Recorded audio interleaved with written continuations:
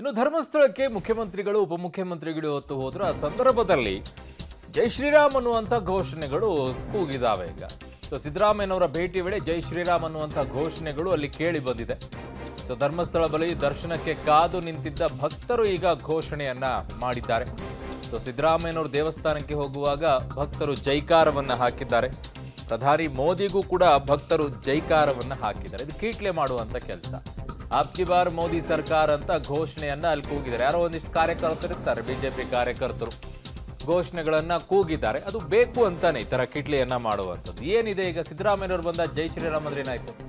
ಅವರೇ ಹೇಳಿಲ್ವಾ ನಾನು ರಾಮನ್ ಮಂದಿರ ಕಟ್ಸಿದೀನಿ ಅಂತೇಳಿ?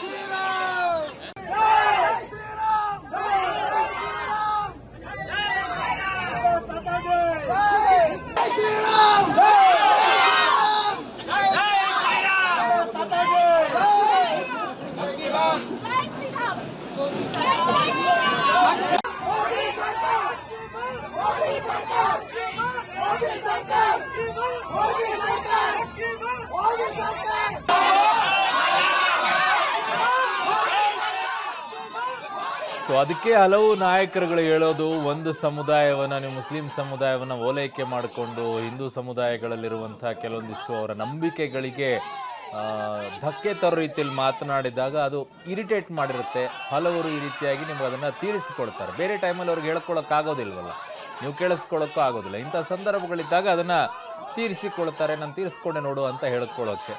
ಸೊ ಹಾಗಾಗಿ ನಾಯಕರಾದಂಥವ್ರು ಸ್ವಲ್ಪ ಹುಷಾರಾಗಿರ್ಬೇಕು ಇಂಥ ವಿಚಾರಗಳಲ್ಲಿ.